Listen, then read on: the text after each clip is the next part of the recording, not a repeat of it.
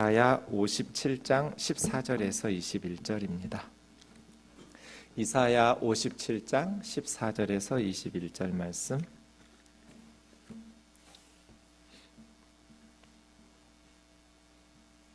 우리 한 절씩 교독하겠습니다. 그가 말하기를 도두고 도두어 길을 수축하여 내 백성의 길에서 거치는 것을 제하여 버리라 하리라. 지극히 존귀하며 영원히 거하시며 거룩하다 이름하는 이가 이와 같이 말씀하시되 내가 높고 거룩한 곳에 있으며 또한 통회하고 마음이 겸손한 자와 함께 있나니 이는 겸손한 자의 영을 소생시키시며 통회하는 자의 마음을 소생시키려 함이라. 내가 영원히 다투지 아니하며 내가 끊임없이 노하지 아니할 것은 내가 지은 그 영과 혼이 내 앞에서 피곤할까 함이라. 그의 탐심의 죄악으로 말미암아 내가 노하여 그를 쳤으며 또 내 얼굴을 가리고 노하였으나 그가 아직도 패역하여 자기 마음의 길로 걸어가도다. 내가 그의 길을 보았은즉 그를 고쳐줄 것이라. 그를 인도하며 그와 그를 슬퍼하는 자들에게 위로를 다시 얻게 하리라. 입술의 열매를 창조하는 자 여호와가 말하노라. 먼데 있는 자에게든지 가까운 데 있는 자에게든지 평강이 있을지어다. 평강이 있을지어다. 내가 그를 고치리라 하셨느니라. 그러나 악인은 평온함을 얻지 못하고 그 물이 진흙과 더러운 것을 늘 솟구쳐내는 요동하는 바다와 같으니라. 내 하나님의 말씀에 악인에게는 평강이 없다 하셨느니라. 아멘. 지난 수요일에 오늘 본문 앞부분 19절까지는 살펴보았습니다. 중요한 부분은 복습 겸 다시 14절부터 보면서 오늘은 21절까지 살펴보도록 하겠습니다. 우리 지금 제3 이사야 부분을 하고 있었고 56장, 57장은 하나님께서 원하시는 진정한 종교는 구원받은 하나님의 백성들이 하나님 말씀에 순종하면서 정의롭게 사는 것, 하나님의 말씀에 순종하는 정의로운 삶, 진정한 종교, 진정한 신앙을 하나님께서 원하셨죠. 그럼에도 불구하고 하나님의 백성들은 우상 숭배하고 하나님 말씀에 불순종하면서 하나님이 원하시는 그러한 삶을 성취하지 못했어요. 그때 이 무능한 백성들을 하나님께서 치유하시는 여호와 라파, 하나님의 그 치유의 능력을 오늘 본문에서 다루고 있습니다. 회복이 되려면, 치유가 되려면 하나님의 말씀의 선포에서부터 시작하는데 14절에 보면 하나님께서 도두고 도두어 길을 수축하여 내 백성의 길에서 거치는 것을 제하여 버리라 라는 말씀의 선포로 이제 회복이 시작됩니다. 병든 하나님의 백성들이 어떻게 치유되고 회복되겠어요? 하나님께 나와야죠. 그렇죠? 그래서 하나님께 나아가는 내 백성의 길에 걸림돌 되는 장애물을 제거하라. 하나님의 백성들이 하나님에게로 나올 수 있도록 움푹 패인 곳은 도두고 또 장애물과 거치는 것들이 있으면 제거하고, 그래서 하나님의 백성들이 하나님에게 나올 수 있도록 길들을 마련하라는 명령들을 시작합니다. 그런데 15절부터 보시면 하나님의 백성들이 하나님께 나가는 것이 아니라 하나님께서 하나님의 백성들을 향해 나오시죠. 그 하나님에 대해서 네 가지로 말씀하시는데 성경에서 이렇게 하나님의 존귀하고 거룩하시고 높고 위대하심을 연속적으로 이렇게 설명하는 곳 찾아보기 어려울 만큼 하나님에 대해서 지극히 존귀하시고 영원히 거하시고 거룩하다 이름하시는 그 하나님, 높고 거룩한 곳에 거하시는 하나님, 지극히 높고 존귀하고 거룩하신 하나님이 누구와 함께 하시고 누구에게 찾아가시냐면 통회하고 마음이 겸손한 자, 이 겸손하고 통회하는 자, 통회라는 다카라는 말은 으깨어지다, 부서지다, 산산조각나다, 마음이 으깨진, 가루가 돼버린, 겸손한 샤파알이라는 말은 낮은, 마음을 낮은, 마음이 겸손하게 낮은 사람, 그리고 마음이 상하고 으깨어진 사람,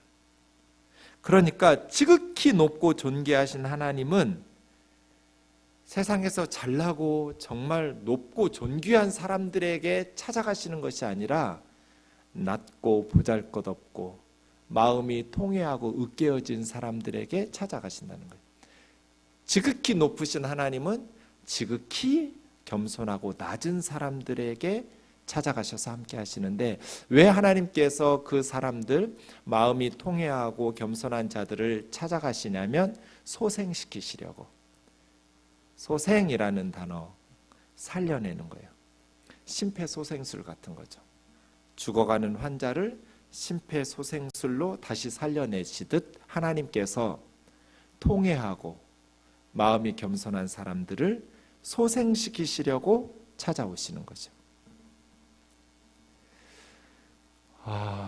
그래서요, 이 15절, 마음에 통회함이 있는가?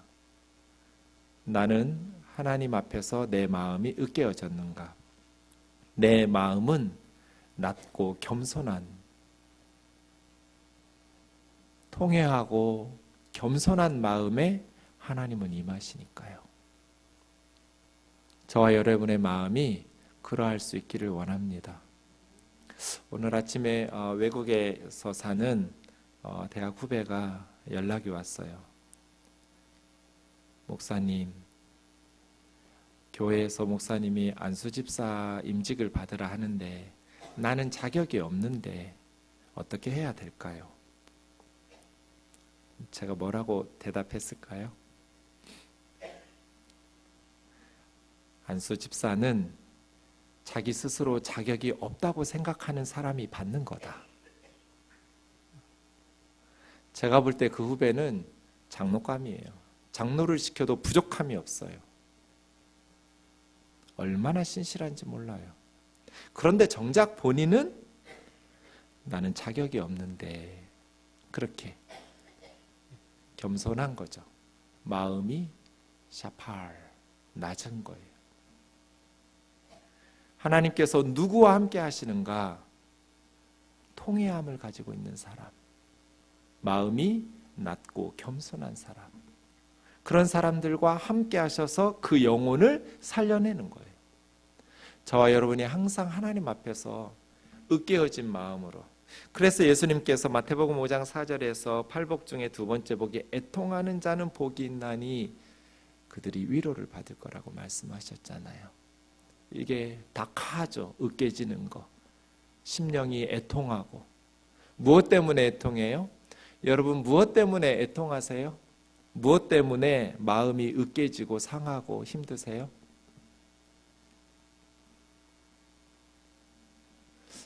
대답 각각 다르겠지만 말씀을 준비하면서 제가 생각난 구절은 에스겔 9장이었어요. 에스겔서 9장 3절에서 6절을 보시면 하나님께서 에스겔 선지자의 환상 중에 예루살렘의 서기관의 먹그릇을 찬 사람이 있었어요. 그 사람에게 하나님께서 예루살렘을 돌아다니면서 순행하면서 예루살렘 가운데서 행하여지는 가증한 일들 때문에 탄식하면서 울고 있는 사람들의 이마에 그 먹물로 표시를 내라고 그랬어요. 예루살렘 가운데에서, 예루살렘이 어디예요? 하나님의 도시, 하나님을 섬기는 하나님의 백성들의 도시잖아요. 그 예루살렘에서 가증한 일들, 영적으로 우상 숭배하면서 타락하고 윤리적으로 하나님의 말씀에 불순종하면서 타락한 하나님의 백성들이 가증한 일들을 행하고 있기 때문에 예루살렘 가운데에서 자행되고 있는 가증한 일들로 말미암아 탄식하면서 엉엉 울고 있는 사람들의 이마에 먹물로 표를 내어라. 그리고 5절 6절에 보시면, 그리고 다른 이제 그룹 천사들에게 그를 따라가면서 예루살렘 성읍에서 불쌍히 여기지도 말고 긍휼을 베풀지도 말고 예루살렘 사람들을 다 쳐 죽여라. 늙은 자든지 젊은 자든지 처녀든지 어린애든지 남녀노소를 불문하고 다 죽이래요. 예루살렘의 모든 사람들을 다 죽이는데 이마에 표 있는 자에게는 접근하지 마라. 그러니까 예루살렘의 모든 사람들 남녀노소 불문하고 다 심판을 받을 때 아까 이마에 먹물로 표하라는 사람들은 누구였어요? 예루살렘 가운데에서 가증한 일들이 벌어지는 것 때문에 탄식하면서 울고 있는 사람들이었죠. 예루살렘에서 자행되고 있는 가증한 일들로 말미암아 탄식하며 울고 있는 사람들, 그들의 이마에 표를 두었는데 심판하는 천사들에게 그 이마에 표 있는 사람들에게는 가까이 가지도 마라, 손대지 마라 하고 하나님께서 보호해 주시면서 어디서부터 심판을 시작하냐면 예루살렘 성소에서부터 시작하고, 누구부터 시작하냐면 늙은 사람들부터 시작해라. 하나님의 심판은 교회에서부터 시작하는 거예요. 그리고 원로들로부터 목사, 장로, 권사, 그런 오래된 신자, 늙은 연륜 있는 사람들이 더 책임이 있죠. 나라를 잘 이끌어 가야 될, 공동체를 바르게 이끌어 가야 될. 그러니 성소에서부터 시작하고 늙은 자들부터 하나님의 심판을 받기 시작하고 죽어 나자빠지는 거예요. 그런 중에 이마에 표를 받은 사람들, 하나님께서 보호하시고 지켜주셨던 사람들은 예루살렘 속에 가증한 일들이 일어나는 것 때문에 울면서 탄식하는 사람들, 애통하는 사람들. 그러니까 무엇 때문에 다카 으깨어지고 산산조각 나면서 마음이 부서지고 통회하고 자복하면서 회개하고 우냐면, 뭐 내가 가지고 싶은 세상의 영광이나 세상의 어떤 부귀 영화를 누리지 못해서 애통해하는 것이 아니라, 이 이사야 선지자가 애통해하고 통회하고 마음이 겸손한 자들은 자기 죄 때문에, 그리고 하나님의 백성들의 죄 때문에 애통해하는 거죠. 여러분 소원이 뭐예요? 무엇 때문에 애통해하면서 간절히 기도하고 계세요? 저도 생각해 봤어요.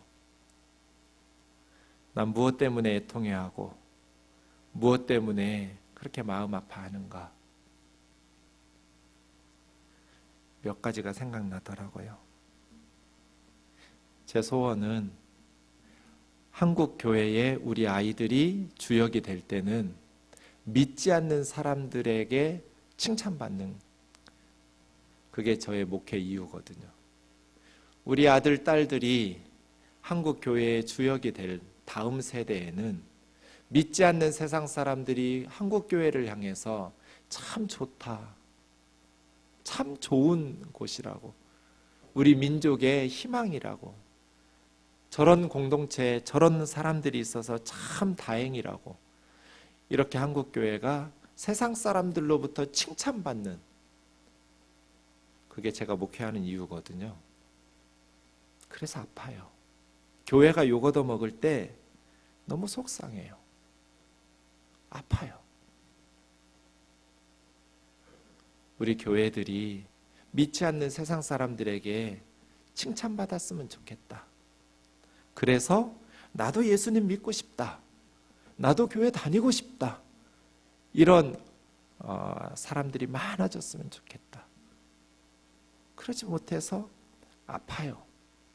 애통해요. 북한 아이들도 생각났어요. 우리 북한 아이들 허기진 배로 잠들지 않았으면 좋겠다. 배고프면 잠도 잘 못 자잖아요. 세상의 아이들이 배고픈 채로 잠들지 않았으면 좋겠다. 더더군다나 김일성이 아니라 예수님이 그들의 구원자라는 것을 알았으면 좋겠다. 저는 우리 교회 목회나 열심히 하자 주의인데요, 외부 설교 요즘 같으면 거의 매일 전화 오기도 해요. 여름 수련회 와서 설교 좀 해달라고. 안 가요. 제가 99%는 거절해요. 거절 못하는 두 그룹이 있긴 해요.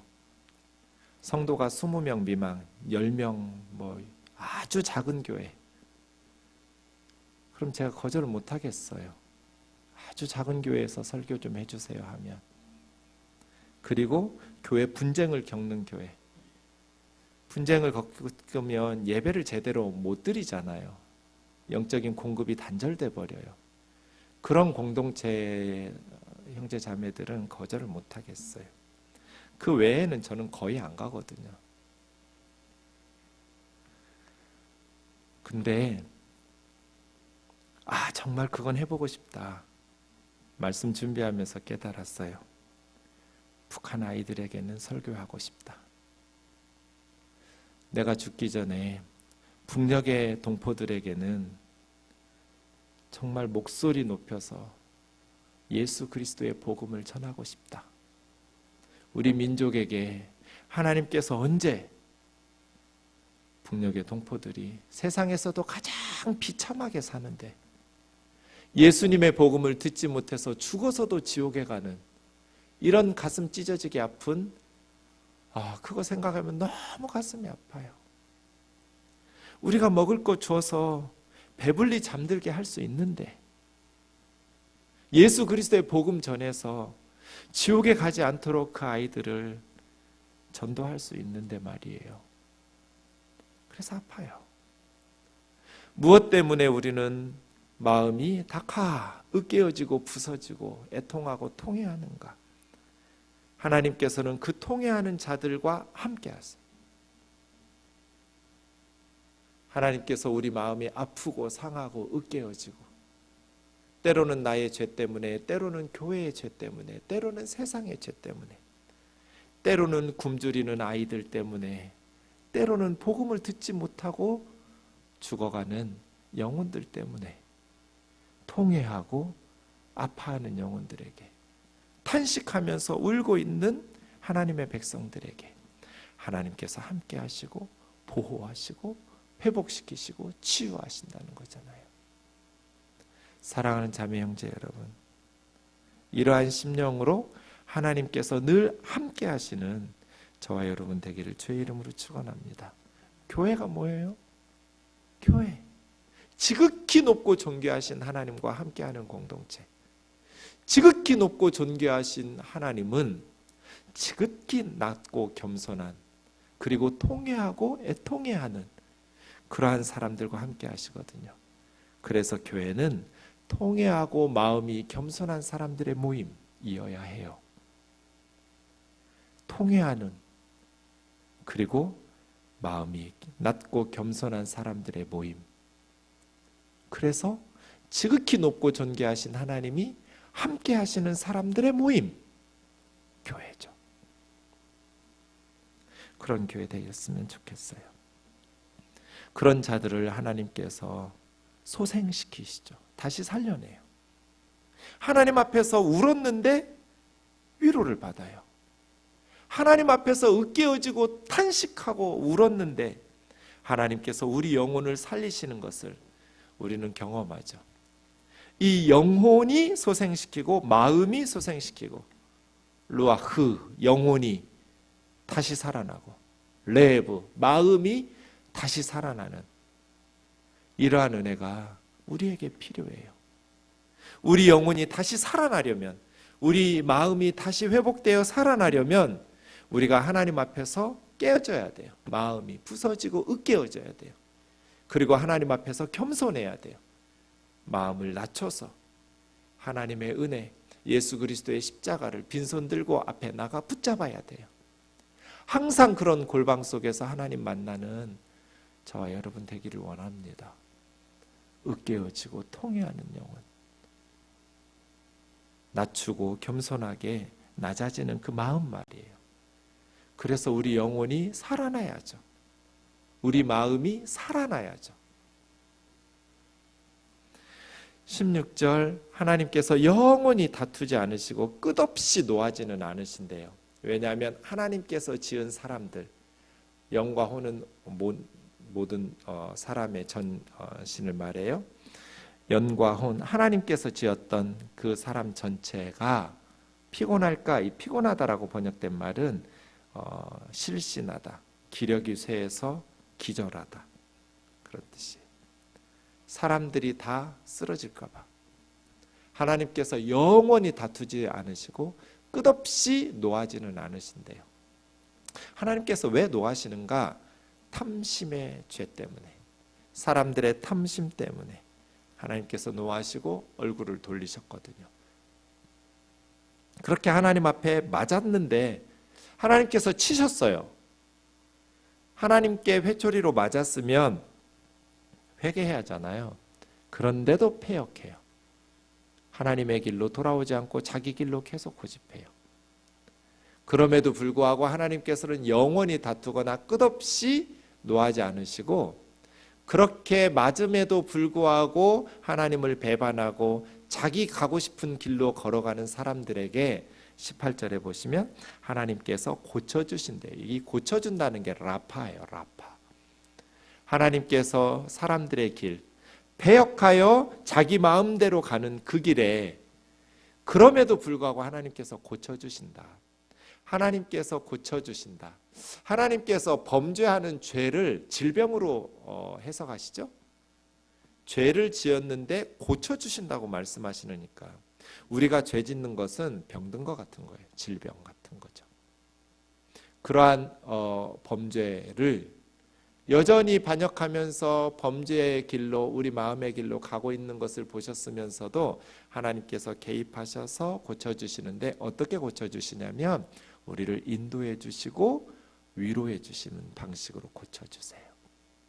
하나님께서 우리 길로 계속 가도록 내버려 두지 않고 하나님에게 맞음에도 불구하고 우리 마음의 길로, 우리 마음대로 걸어가거든요. 그런데 하나님께서 우리 마음의 길로 계속 가지 못하도록 인도해 주시는 거예요. 그 길 아니야, 이리 와 하면서 인도하시는 방식으로 고쳐주시는 거예요. 무조건 계속 죄져도 용서해 주시는 게 아니에요. 하나님은 죄인을 사랑하시지 죄를 사랑하시는 분 아니에요. 우리가 원수 사람을 사랑하고 용서하는 거지 그 원수의 죄를 사랑하고 용납하는 게 아니에요. 죄가 계속되지 못하도록 막아야죠. 그러나 죄인은 긍휼히 여기고 위에서 회개하도록 기도하고 용서하는 거죠. 하나님께서 고쳐주신다. 우리가 계속해서 반역하고 그럼에도 불구하고 하나님께서 그 길을 계속 가도록 방치하는 식으로 계속 죄져도 괜찮아 이게 아니에요. 하나님에게 탐욕의 죄, 우리가 탐심 때문에 죄 짓거든요. 왜 거짓말하고 사기치고 도둑질하고 왜 남의 거 훔치고 그렇게 부정한 뇌물 받고 그런 짓을 왜 해요? 탐심 때문이거든요. 그 탐심의 죄악으로 말미암아 하나님이 노하셔서 치셨어요. 하나님께 맞았으면 돌이켜야 되는데 안 돌이켜요. 그럼에도 불구하고 하나님께서 영원히 얼굴을 가리고 쳐다도 안 보시고 외면하시고 그냥 죽도록 방치하시는 것이 아니고 하나님께서 영원히 끊임없이 노하거나 벌하지는 않으시고 회복시키시고 고치셔요. 고치실 때 그들을 인도하세요. 그렇게 하나님 앞에 인도하면 그와 그를 슬퍼하는, 이게 죄 때문에 이제 회개하면서 뉘우치는 슬퍼하는 사람들에게 하나님은 다독여 위로해 주시죠. 그런 방식으로 죄를 행하여 가는 사람들에게 하나님께서 바른 길로 인도하시고 바른 길로 인도함 받아서 탄식하면서 우는 사람들. 그러니까 사실은 통회하고 겸손한다라는 것은 요거거든요. 계속해서 죄를 범했어요. 계속해서 죄를 범했을 때 하나님께서 그들을 치고 쳤음에도 불구하고 계속해서 반역해요. 그럴 때 하나님께서 그들을 고치시면서 바른 길로 인도하셔요. 그때 그들이 하나님 앞에서 통회하고 영혼이 으깨어지고 마음이 겸손하게 낮아지는 거거든요. 그렇게 슬퍼하는, 자신의 죄와 공동체의 죄로 인해서 탄식하면서 슬퍼하며 우는 사람들을 하나님께서 위로해 주심으로써 인도하시고 위로하시는 방식으로 하나님은 그 영혼을 소성시키시고 고치시는 거예요. 입술의 열매를 창조하시는 하나님, 하나님은 말씀하시면 열매 맺어요. 그래서 입술의 열매를 맺어요. 하나님께서 말씀하시면 반드시 성취되니까. 그 하나님 여호와께서 말씀하시는데 먼 데 있는 사람이든지 가까운 데 있는 사람이든, 이 말은 무슨 뜻이에요? 누구든지 그 말이에요. 이방인이든지 이스라엘 사람이든지 멀리 있는 사람이든지 가까이 있는 사람이든지 남자든지 여자든지 부자든지 가난한 사람이든지 나이 든 사람이든지 젊은 사람들 어린 사람들은 누구든지 그 말이에요. 먼데 있든지 가까이 있든지 누구든지 하나님의 인도하심을 받고 하나님의 말씀을 듣고 슬피 탄식하면서 마음의 통회함으로 회개함으로 겸손한 마음으로 하나님 앞에 돌아오면 그에게 하나님이 평강 샬롬을 주실 것이다. 평강 샬롬을 주실 것이다. 샬롬 그 말은 최고의 샬롬 그 말이에요. 히브리어에는 최고의 이런 말이 없어요. 그냥 그런 말 하고 싶으면 같은 단어 2번 반복해요. 샬롬 이렇게. 샬롬하고 또 샬롬 하니까 최고의 샬롬이에요. 하나님이 주시는 평강 말이에요.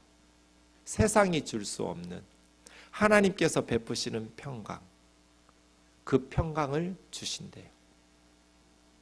왜요? 하나님께서 그를 고치시니까. 그는 누구예요? 자기 마음의 길로 가다가 하나님의 인도하심을 받아서 돌이키는 사람들. 슈브예요. 슈브. 되돌아오는 사람들. 그렇게 하나님 앞으로 와서 슬퍼하는 사람들. 통회하고 겸손한 마음으로 으깨어진 영혼으로 하나님 앞에서 슬퍼하고 애통해하는 사람들. 그 사람들을 하나님께서는 평강을 주시고 고쳐주시고 위로하시고 다독여주시고 괜찮아. 이것이 무능한 백성을 치유하는 하나님의 능력이에요. 저와 여러분을 향해서 하나님께서 이렇게 인도하시죠. 하나님의 백성들을 향해서 하나님께서 이렇게 영원히 우리를 향해서 노하지 않으시고 영원히 다투지 않으시고 끝없이 분노하지 않으세요. 그러면 하나님께서 지으신 우리가 다 쓰러져요. 하나님께서 우리에게 영원히 분노하시면, 영원히 우리와 다투시면 살아남을 사람이 하나도 없어요. 그래서 하나님께서는 영원히 다투시지 않으시고 끝없이 노하지는 않으세요. 치기는 해요, 우리가 죄지면. 하지만 하나님 앞으로 돌이키세요. 그때 하나님께서 우리에게 평강, 샬롬의 샬롬을 주시죠. 누구에게나 다 주세요. 조건이 없어요. 먼 데 있든지 가까운 데 있든지. 그러나 모든 사람이 이 샬롬의 축복을 누리는 건 아니에요. 마지막 20절 21절이요. 같이 읽겠습니다. 시작. 그러나 악인은 평온함을 얻지 못하고 그 물이 진흙과 더러운 것을 늘 솟구쳐내는 요동하는 바다와 같으리라.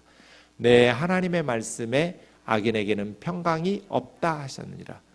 누구나 원하면 다 받을 수 있어요. 최고의 샬롬, 샬롬의 샬롬을 누릴 수 있어요. 하나님께서 고쳐주시니까요. 하나님께서 위로해 주시니까요. 하나님께서 복을 주세요.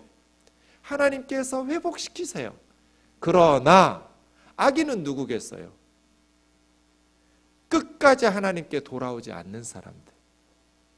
1장 27절 28절 보세요. 이사야 1장 27절 28절. 시온은 정의로 구속함을 받고 그 돌아온 자들은 공의로 구속함을 받으리라. 돌아온 자들이 누구예요? 하나님께로 회개하고 돌아온, 이게 슈브거든요. 하나님의 인도하심을 받을 때, 하나님의 말씀을 들을 때 하나님께로 돌아온 사람들은 구속함을 받을 거예요. 구원받을 거예요. 그러나 패역한 자, 죄인들은 함께 망하고 여호와를 버린 자는 멸망할 것이다. 하나님께로 돌아오지 않고 하나님을 버리고 포기하는 사람들이 있어요. 하나님께서 때리시니까 하나님 앞에 돌아오는 사람들이 있고, 하나님께서 때리시니까 하나님을 버리고 떠나버리는 자들이 있어요. 그래서 두 개의 결말이 있죠. 모든 사람의 끝은 둘 중 하나예요.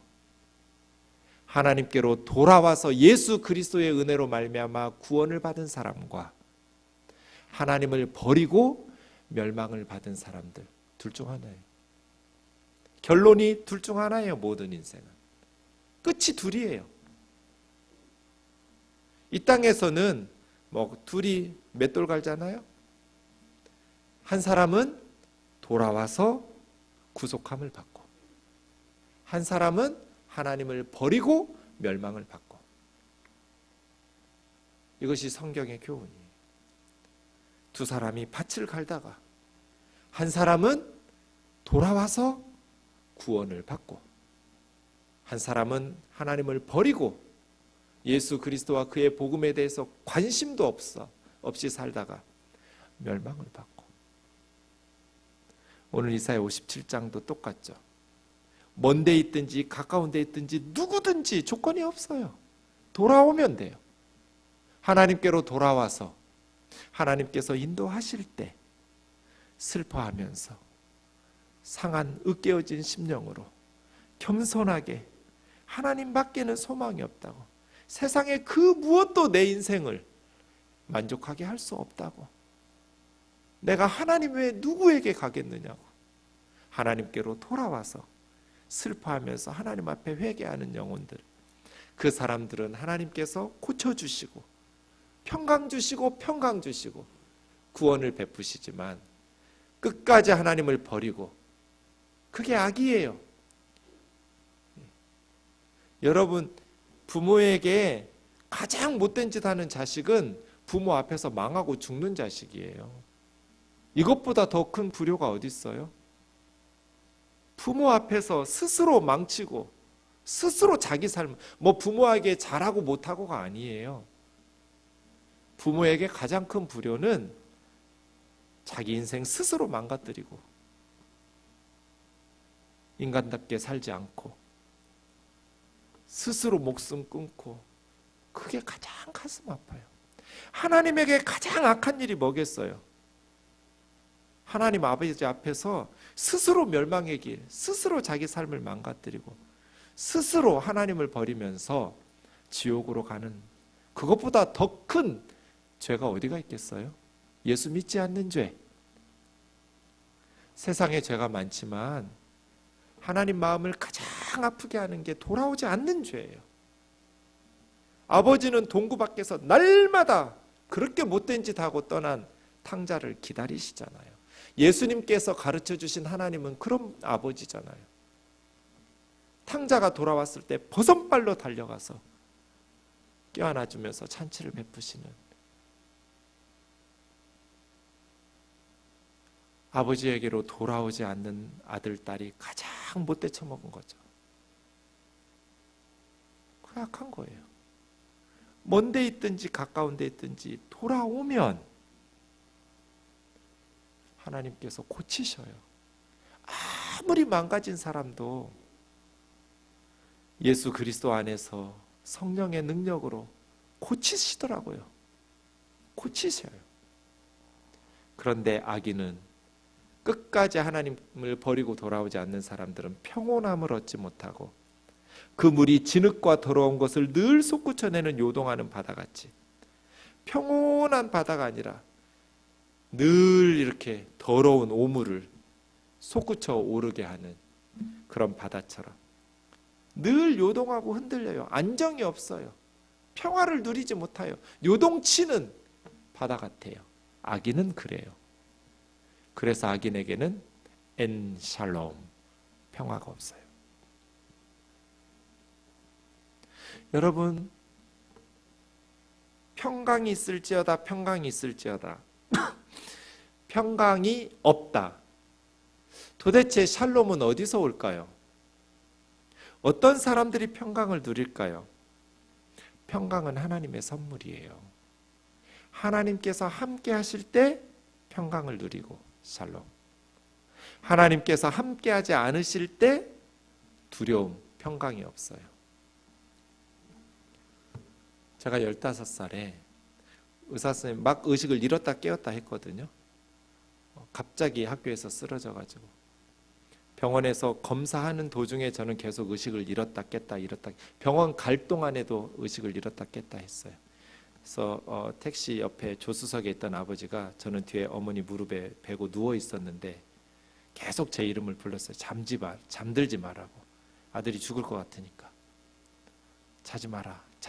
계속 저를 깨웠는데 제가 자고 싶어 자는 게 아니라 의식을 잃는 거예요. 자꾸 막 흔들어 깨우면 깼다가 또 잃고, 그렇게 사진 찍고 병원에서 검사 맡았어요.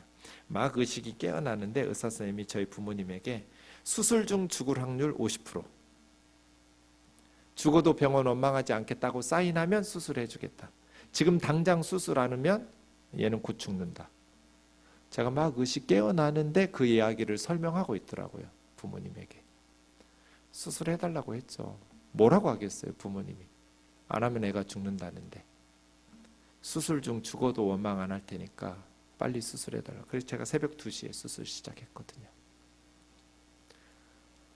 수술하는데 팔을 묶고 다리도 묶고 수술대 위에 누워 있어요. 저를 가를 메스들을 봤어요. 수술대 위에서. 근데 너무 마음이 편했어요. 제 인생에 그때가 가장 편했어요. 죽을 확률 50%인데. 근데 누가 꼭 껴안아주는 느낌이 들었어요. 누군가가 꼭 수술대에 누워있는 저를 껴안아주고 있는 것 같았어요. 하나도 무섭지 않았어요. 1도 두렵지 않았어요. 살지 죽을지 그것도 관심도 없었어요. 그런 생각조차 없었어요. 그냥 마음이 편했어요. 저희 아버지가 저보다 몇 년 전에 수술을 하셨어요. 똑같은 병원에서. 맹장 수술이었어요. 그때 아버지는 예수님 믿지 않으셨어요. 사시나무 떨듯이 떨었대요. 벌벌벌벌 수술대 위에서. 그래서 의사 선생님한테 혼났대요. 맹장 수술로 죽는 사람 없거든요. 그만 좀 떨라고. 저희 아버지는 왜 그렇게 떨었을까요? 예수 믿지 않았거든요. 저는 수술 전에 기도를 3번 했거든요. 제 기억에 3번 기도하고 수술대 위에 오른 것 같아요. 평강은 하나님이 함께 계실 때 주어지는 선물이에요. 누가 불안하고 걱정하면서 잠도 못 자고 살고 싶은 인생이 있어요? 다 편하게 살고 싶죠. 믿음으로 평강을 누리며 살고 싶죠. 그런데 왜 어떤 사람은 수술 중 죽을 확률 50%인데 그렇게 평강을 누리고, 어떤 사람은 맹장 수술하는데도 벌벌벌벌 떨어요? 저를 수술해 준 분이 장로님이셨는데 의사 선생님이 말씀해 주셔서 알았어요. 하나님의 임재예요. 평강은 하나님께서 함께 하시는 사람들이 누리는 선물이에요. 그런데 보세요. 하나님을 버리니까 악인들은 평온을 얻지 못하죠. 계속해서 속에서 더러운 것과 진흙이 솟구쳐 오르는 흔들리는 요동하는 바닷물결 같죠. 그러니 불안하죠. 좀 잔잔한 것 같다가 또 요동치고, 잔잔한 것 같다가 요동치고, 늘 인생이 더러운 것을 솟구쳐내는 요동하는 바다 같아서 평화를 누리지 못하죠. 그러나 하나님의 백성들은 마음이 으깨어졌는데, 통회하고 자복하면서 마음이 겸손하게 낮아졌는데, 탄식하고 우는데, 슬퍼하는데, 애통하는데 하나님께서 함께 하시니까 샬롬의 샬롬을 누리는 거죠. 참 역설이죠. 이러한 은혜가 항상 우리에게 있기를 주의 이름으로 축원합니다. 하나님의 임재를 사모하고 하나님과 동행하면서 늘 하나님 앞에 겸손하게 나아갈 수 있기를 원합니다.